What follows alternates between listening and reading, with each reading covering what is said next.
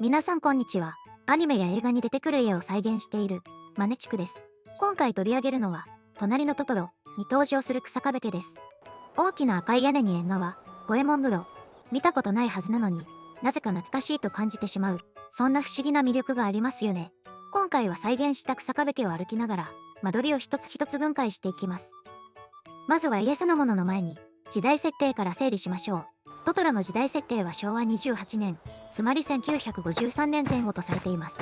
宮崎駿監督自身は1953年を想定して作ったテレビのない時代の話だと語っています。ちなみに舞台のモデルは埼玉県所沢市の松郷周辺。当時はまだ雑木林と農地が広がるのどかな郊外でした。草壁家も庭がとても広いですよね。次に建物そのものについて見ていきましょう。草壁家は文化住宅と呼ばれる建物です。文化住宅とは大正中期から昭和初期にかけて広まった住宅様式で、伝統的な日本家屋に洋風の要素を取り込んだものです。トトロの時代設定が昭和28年とすると、建物自体はさらに20、30年ほど前、大正末期から昭和初期頃に建てられたと考えるのが自然です。引っ越し初日にさつきがポロと驚き、簡単にお化け屋敷とからかわれるのも納得ですよね。では玄関から順番に草壁家を歩いていきましょう。まず玄関ですが、現代の家と比べてかなり広めです。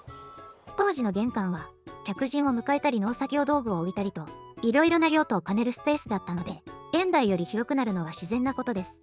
大きな靴箱と最高用の窓がついていて、この窓は外側から見ると円形になるようなデザインになっています。玄関を入って右手に進むとお父さんの書斎があります。ここは家の中で唯一の洋室で、広さは約6畳です。お父さんは大学で考古学を教える研究者のため、部屋の中は資料や本で溢れています。大きな窓のようなテラスドアがあり、日当たりが良さそうなお部屋です。ここで草壁家を語る上で知っておきたい裏設定があります。宮崎監督は草壁家を全部完成していない半完成の家、そして病人を療養させるために建てた離れのある別荘だと語っています。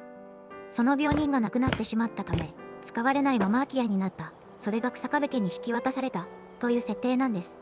確かにこの部屋だけ隔離されたようなデザインで、日当たりが良く風通しが良さそうな構造ですよね。こうして見ると療養のための家としての設計になっていることがわかります。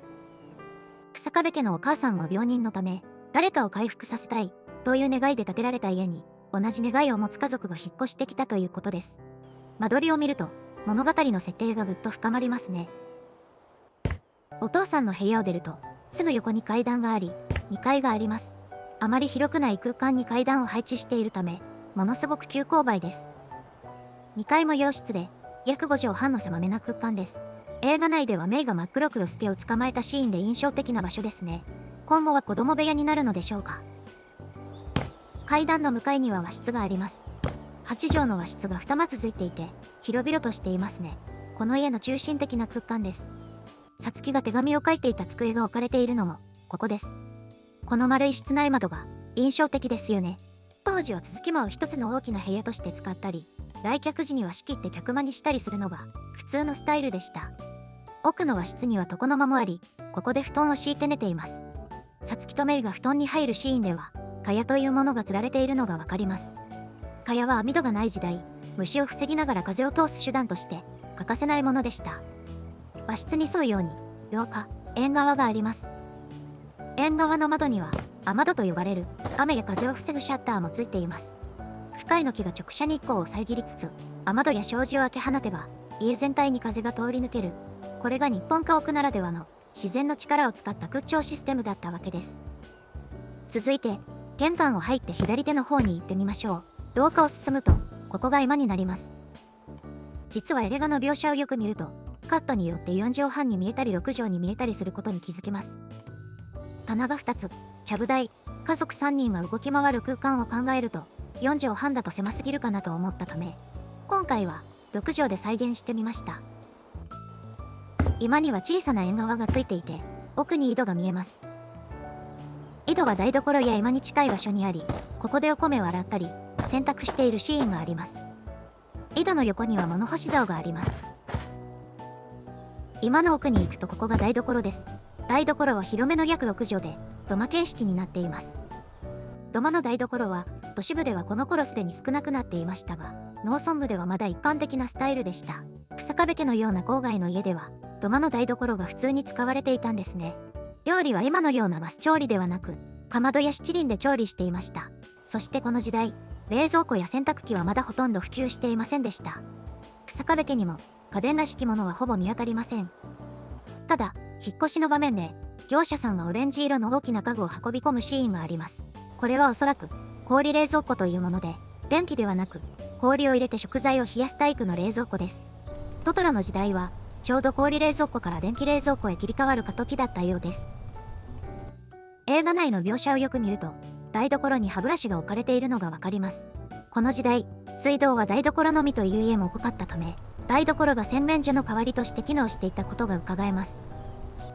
台所の横には、お風呂があります。